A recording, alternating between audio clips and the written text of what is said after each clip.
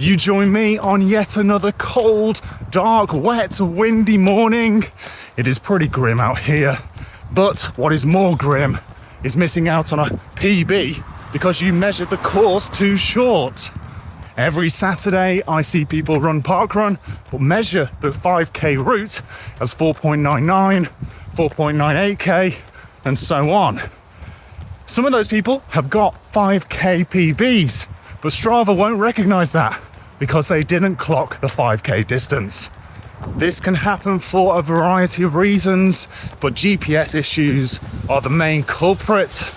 Quite often on sheltered courses, so if you've got any wooded areas or just a few trees that you have to go through, the GPS can lose you for a moment and ultimately measure the course a little short. Yes, you can go into Strava on the desktop browser and use the correct distance function, but that is not a perfect fix. That usually gets you around 10 more meters, and sometimes it can take the distance away. If you're getting a bit frustrated at how your phone or watch keeps recording your 5Ks or 10Ks, doesn't really happen as much with halves and marathons, as there's quite a lot of more weaving and deviation there. But if you're annoyed at your best efforts, you just keep missing out on them. Perhaps on your page you've got a best effort of 20 minutes something, even though you have gone sub 20, or you measured the course a little short, then this video is for you. Stop missing out on those PBs. Now this is going to sound pretty crazy, but if you want to fix this issue, all you've got to do is when you cross that finish line, do not stop your watch.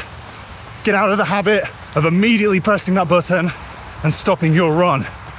Instead, you want to cross the finish line after your PB attempt, take a few seconds to compose yourself, and then check your recorded distance. If your watch has ticked over the race distance, so 5.00k of a 5k or 5.01 if you want to play it safe, then you can stop your watch. If you've gone over 5k, stop your watch. If you haven't yet ticked over the race distance, don't stop it. Just walk for a bit longer, get your barcode if you're at Parkrun, scan it, and just monitor your watch. And when you see it tick from 4.98, 4.99 to 5, maybe to 5.01 to be safe, then stop your watch. This might sound like I'm telling you to add a load of seconds to your new PB, but no. So long as you cover the distance, you can fix the time later. Once you go into Strava and you look at the run, provided that the attempt was in your top 3 performances, your top 3 best efforts, which it should be if you were getting a PB, then you can edit the time. You go into the results, you press a little drop down, and then edit time appears. Match this to your official parkrun results or race time, and there you go. You covered the distance, you corrected the time, and now your Strava PB, it is there in all its glory on your profile. For those who own a watch with a lap button, you can go one step further.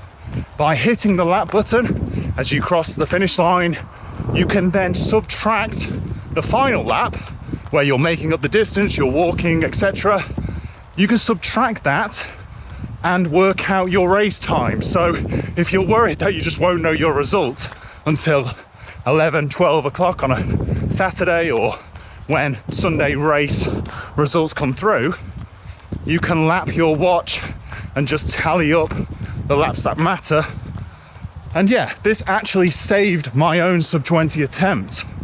I measured the course 4.97k, but I lapped my watch as I crossed the line and then stopped it when I saw 5.01, and then the results took, I think it was like past 12 o'clock. So I knew in advance that I'd pretty much done it. I subtracted the final lap and it came in at 1957, 1958, something like that. I usually do start my watch at Parkrun on 1, so 3, 2, 1 stopwatch, just to avoid any disappointment later. If someone's a bit slow to stop the clock, for example, But yeah, saved my sub 20, so on my Strava profile, it says the right time.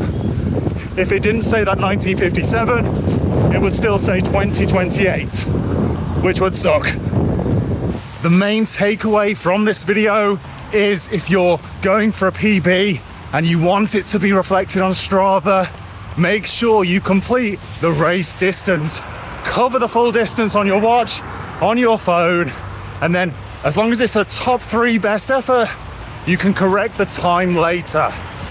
That's all I've got for you today. Can you even still see me with those raindrops? Until next time, like, subscribe, but most importantly, happy running.